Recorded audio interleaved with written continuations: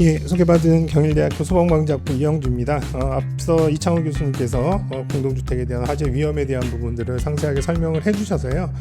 저는 오히려 이런 공동주택에 관련된 여러 가지 화재 사례들을 중심으로 해서 거기서 착안할 수 있는 건축적, 제도적인 어떤 위험성 혹은 또 이런 부분의 개선 방안들을 중심으로 설명을 드리도록 하겠습니다. 앞서 통계적으로 아파트 화재에 대한 부분들, 화재 현황이라든지 이런 것들은 좀 설명을 해주셨는데요. 올해도 사실 여름에 상당히 많은 이 아파트 화재들 또 대형 피해들이 발생하면서 이렇게 아파트 화재 이렇게 많이 발생하나 많은 분들께서 좀 이렇게 우려를 하셨던 것 같아요.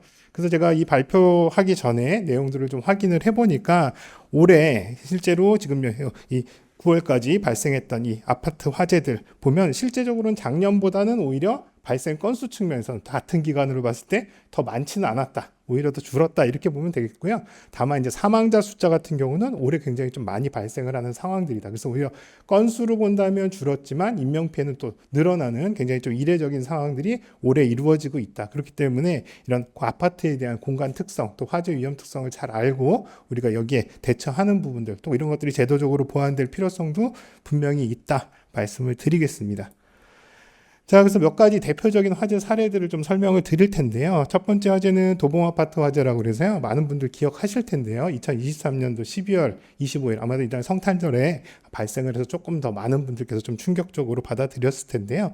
그 당시에 아파트 3층에서 화재가 발생을 했고요. 또 화재가 발생한 것들이 상층으로 계단실이라든지 상층부로 연소 확대가 되면서 사실 근데 화염 자체는 그렇게 많이 확대된 상황은 아니었습니다. 연기가 상부층으로 굉장히 많이 올라갔는데 안타까운 건 상부층에 있던 이 가족들이 이제 창밖으로 연기에 의해서 이제 위험하다고 생각을 해서 창밖으로 뛰어내리면서 이렇게 사망을 하게 된 이런 상황들이 발생을 했는데 물론 이렇게 이제 뛰어내림으로써 사망한 상황들 이런 것들도 안타깝지만 또 한편으로는 사실 중요한 부분들은 화재가 발생한 층에서 연기들이 앞서 이창호 교수님이 말씀해 준 대로 이제 계단실 구획이 정확하게 잘 안 되다 보니까 방화문도 열려 있고 이런 곳으로 연기가 올라가면서 오히려 위층 부분에 연기에 대한 위험들이나 피해들이 커서 이렇게 이제 피해가 많이 발생한 그런 사례로 설명을 드릴 수가 있겠습니다.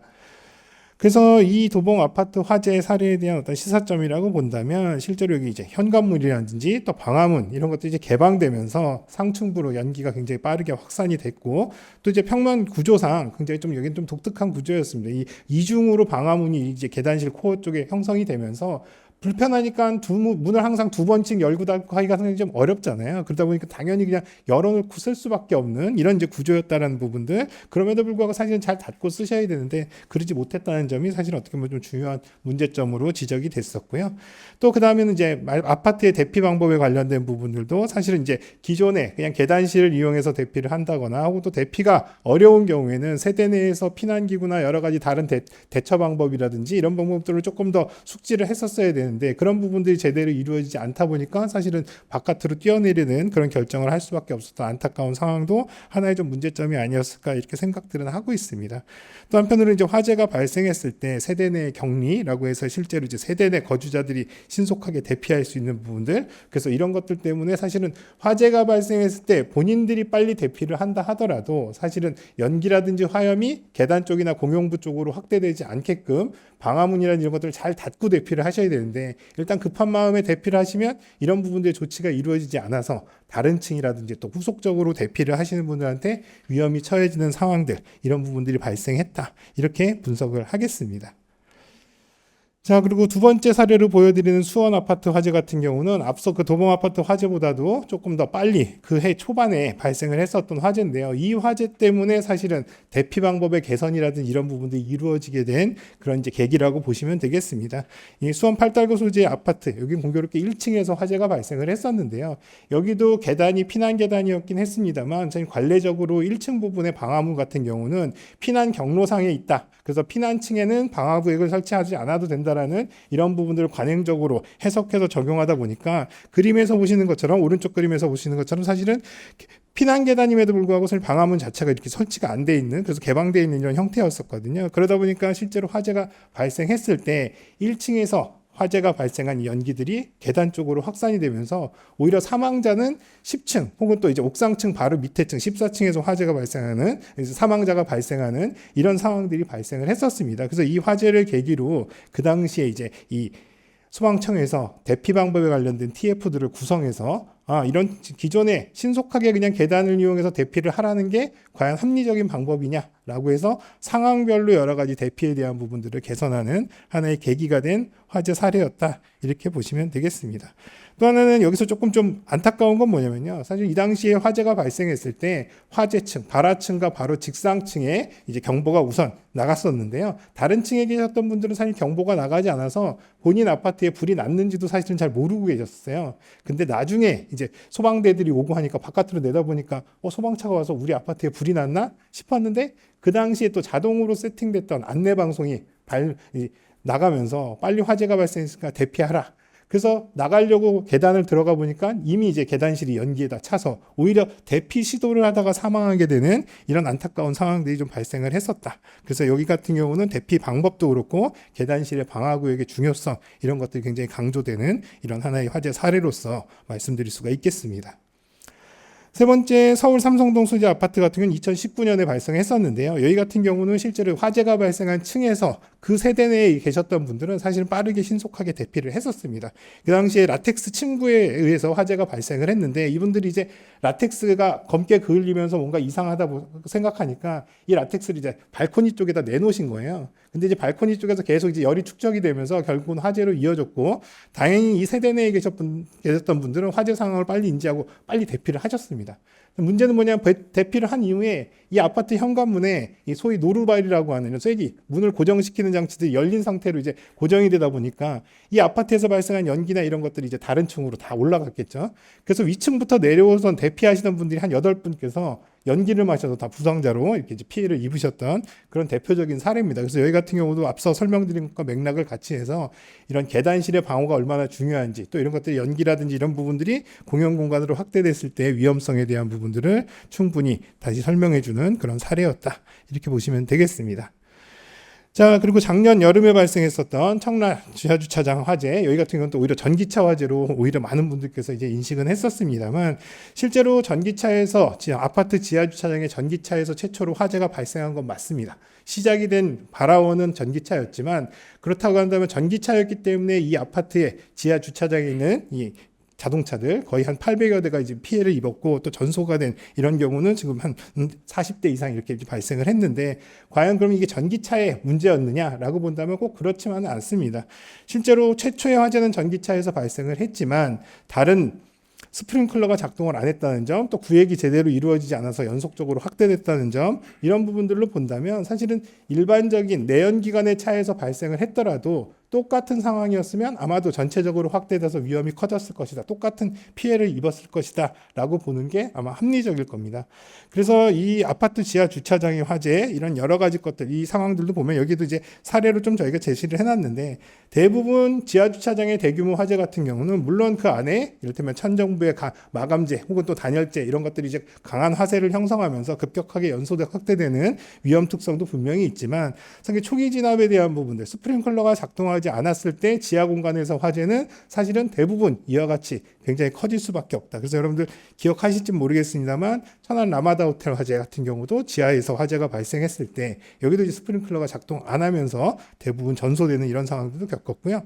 또 대전 현대아울렛, 현대아울렛 지하 주차장에서 화재가 발생했을 때도 동일한 상황이었습니다.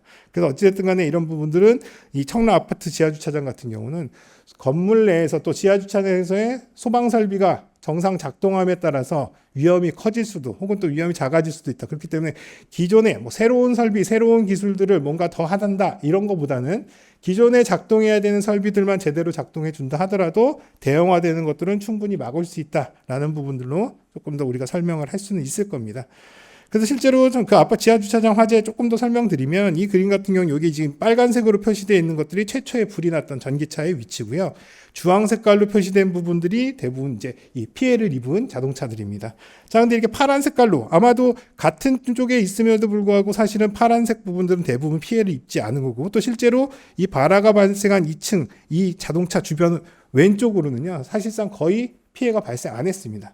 그래서 이상하다 왜 한쪽으로만 이렇게 화재들이 다 많이 피해를 입었을까라고 내용들을 분석하면서 현장 조사들을 하면 이 상부 쪽에 케이블 트레이가 이 우측으로 쭉 이어지면서 한마디로 전기차 화재가 상부 쪽으로 연소 확대되면서 상부의 가연물들을 타고 오른쪽으로 쭉 연소 확대가 되고 오히려 위에서 전선들이 녹은 불똥들이 자동차에 계속 옮겨 붙이면서 자동차들이 굉장히 많이 소실되는 그런 상황들이었다. 그래서 오히려 자동차들 자체에 대한 문제들보다는 그 안에 이를테면 케이블류 혹은 또 이를테면 배관의 이런 보온재들 혹은 또 이제 상부 쪽에 있는 이런 이제 단열재들 이런 부분들이 사실 가연물로서 굉장히 많은 기여들을 했었다. 이렇게 보는 것이 맞을 것 같습니다.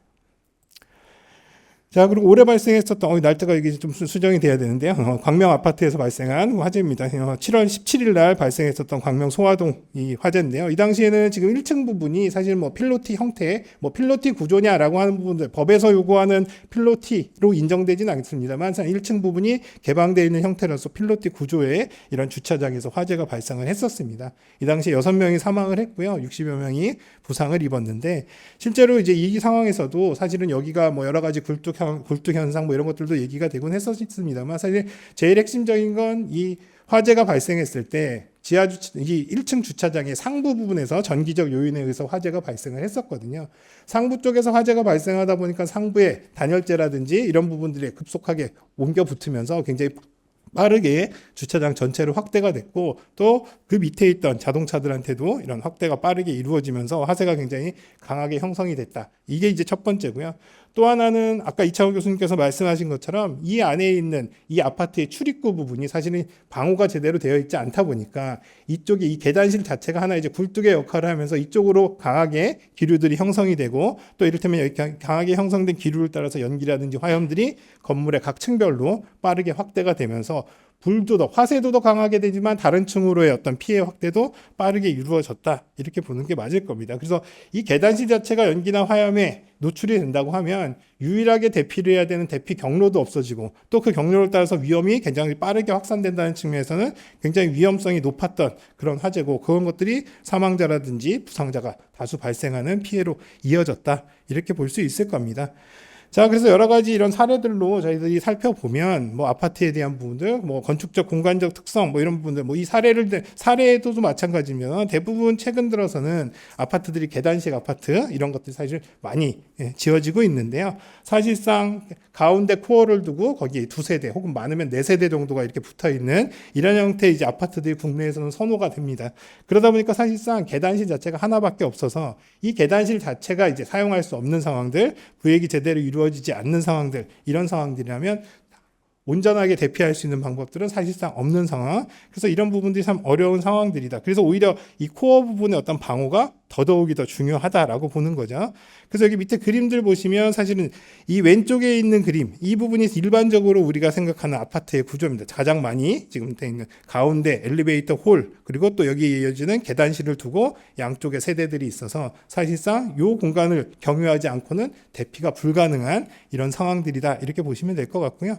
대신에 이제 과거에 많이 지어졌던 이렇게 복도를, 편복도라고 하는 복도를 쭉 두고 거기에 각각의 세대들이 붙어 있는 이런 경우 같은 경우는 사실은 세대에서 나왔을 때 외기에 면한 복도가 있다라는 점 측면에서는 사실 피난로의 이런 연기의 위험성이나 이런 것들은 상당히 상대적으로 좀 적은 편입니다. 그래서 이렇게 형태로 되어 있는 이런 편복도성의 노대라고 하는 이 복도가 있는 경우에는 그래서 계단실 같은 경우도 특피 구조로 안 해도 되는 이유가 이렇게 개방되어 있는 형태의 장점들이 있고 또 계단 자체도 외부 계단 형태로 이루어졌다는 장점들이 있어서 그런 부분들이 사실은 이제 적용이 된 사례들이 많이 있습니다. 다만 최근 들어서는 이러한 이 편복도 형식, 그다음에 복도식에 대한 부분들의 선호도가 굉장히 낮습니다. 왜냐하면 방범이라든지 또 프라이버시라든지 또 소음이라든지 여러 가지 이런 것들이 사실은 많은 분들께서 이제 원치 않는 이런 구조들이다 보니까 사실상 임대 아파트들이나 일부 아파트에 제한적으로만 이런 복도식 아파트들이 적용되다 보니까 사실상 이런 피난 안전적인 측면에서는 위험도가 좀 더 높아지는 이런 현실이다라고 말씀을 드리겠습니다.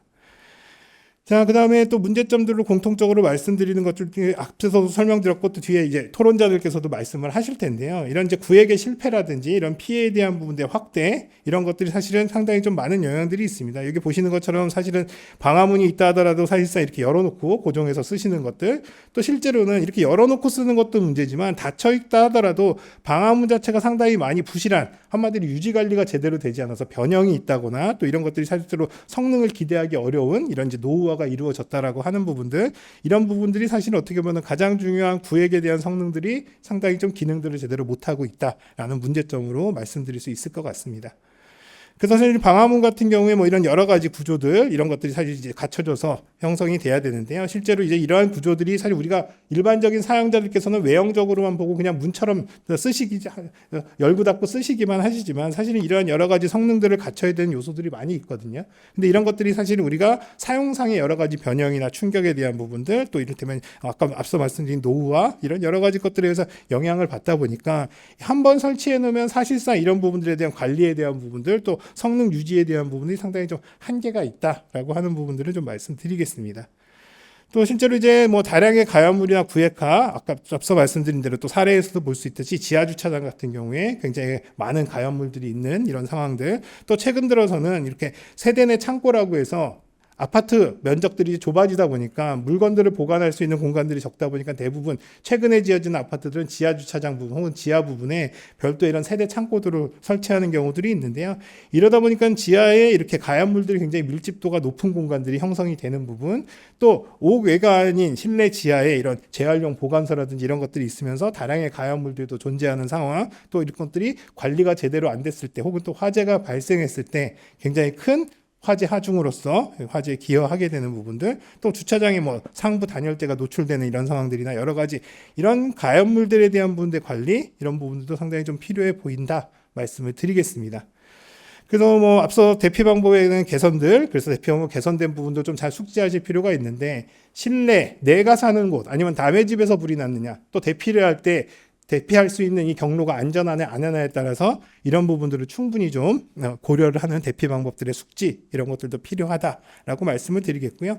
그래서 몇 가지 제안을 드리려면 사실 공동주택이나 세대 또는 계단실 출입구의 어떤 방화구역의 성능이라든지 이런 것들의 유지 관리에 대한 부분을 좀 더 적극적으로 할 필요는 있다. 첫 번째는 이런 부분들의 문에 대한 부분들, 방화 구획에 대한 점검이나 유지 관리에 대한 제도라든지 이런 부분이 사실 미비하기 때문에 이런 부분들을 조금 더 미국이나 영국처럼 조금 더 적극적으로 할 필요가 있겠다라는 부분들. 또 하나는 방화문이 이전보다는 많이 성능적으로 개선이 됐습니다만, 그럼에도 불구하고 사실은 설치된 이후에 이런 성능적인 부분들의 논란, 또 이런 것들이 또 법적 소송으로 이어지는 경우도 아직까지 계속되고 있다는 점은 방화문에 대한 어떤 품질 관리가 아직까지는 신뢰할 수 있을 만큼의 수준이 안 된다. 그래서 사실 이런 부분의 제품에 대한 생산이나 유지 관리 혹은 또 이런 것들이 좀 더 적극적으로 이루어져야 될 필요가 있겠다라는 부분들입니다.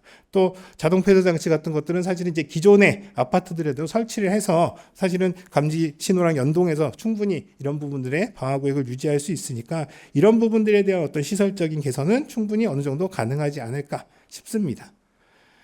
또는 가연물 측면에서는 여러 가지 이런 창고라든지 앞서 말씀드린 가연물이 많은 지하 공간, 재활용품 보관소 이런 부분들은 좀 별도로 방화 구획을 하게끔 하는 부분들. 그래서 실제로 이제 성능 위주 설계라고 하는 대형 건축물에 대한 어떤 심의 과정에서는 이런 부분들을 별도로 구획하게끔 하고 있습니다만, 주거로 돼 있는 이제 아파트 단지 같은 경우는 성능 설계 심의 대상이 아니다 보니까 일반 건축 심의에서 그런 설계들을 들여다보면 대부분 구획을 안 하는 경우도 상당히 많이 있습니다. 그래서 이런 부분을 좀 더 적극적으로 구획을 할 수 있도록 하고, 그 안에서 화재가 발생했을 때 화재 진압이라든지 또 화재에 대한 부분을 빨리 알 수 있게끔 하는 소방시설 혹은 또 연기에 대한 위험을 배제하기 위한 배연 설비, 이런 것들도 좀 적극적으로 설치하게끔 하는 부분들 필요하지 않나 싶고요. 또 지하 주차장의 상부 단열재라든지 상부 마감재 혹은 또 전선 등 이런 부분들의 어떤 가연성을 좀 더 억제하는 부분들, 이런 것들 좀 적극적으로 필요해 보입니다. 뭐 대피 방법에 대한 부분들을 적극적으로 좀 알려서 또 훈련이나 교육에 임하게끔 하는 것들도 필요해 보이고요. 또 하나는 공동주택의 어떤 시설 개선을 위해서 대부분 여러 가지 노력들을 합니다만, 그래도 이제 장기 수선 충당금이라고 하는 이런 이 돈을 쓸 수 있는 이런 여지들이 있거든요. 그래서 아파트에 대한 시설 유지 보수뿐만 아니라 여러 가지 소방시설 개선에도 이 장기 수선 충당금을 쓸 수 있는 이런 법적 근거들을 조금 더 확대해서 주민들이 원한다면 적극적으로 안전한 시설들을 설치할 수 있게끔 하는 부분들, 이런 부분들은 제도적으로 좀 더 보완을 할 필요는 있겠다 생각이 듭니다. 또 하나는 피난시설 추가를 적용하려고 할 때도 사실 용적 용적률이라고 하는 부분의 한계 때문에 피난 계단을 더 놓는다거나 피난을 위한 어떤 복도라든지 피난로를 더 확보하는 데도 상당히 좀 제약이 많이 있거든요. 그래서 이런 부분들도 조금 더 법적인 부분에서 안전을 위한 설비를 할 때 공간적인 부분의 부담을 줄여주는, 그래서 이런 부분들이 사실 용적률 때문에 이런 안전 설비를 좀 못하는 이런 상황들이 발생하지 않게끔 좀 더 적극적인 어떤 이런 이제 제도에 대한 보완들, 이런 것들은 필요하지 않나 싶습니다. 다른 한편으로는 사실은 여러 가지 소방 설비라든지 이런 것들 중에서 가장 많이 얘기되는 것들이 스프링클러에 대한 소급 적용, 이런 부분들은 있는데요. 물론 소급 적용하면 좋겠습니다만 현실적으로는 굉장히 불가능하거든요. 왜냐하면 비용적인 뿐만 아니라 공간적인 부분들의 문제도 있기 때문에, 그래서 소급보다는 오히려 기존에 있는 시설들을 잘 관리하고 쓸 수 있게끔 하는 부분들에 집중을 할 필요는 있겠다라는 정도로 말씀드리고 발표를 마치겠습니다. 이상입니다.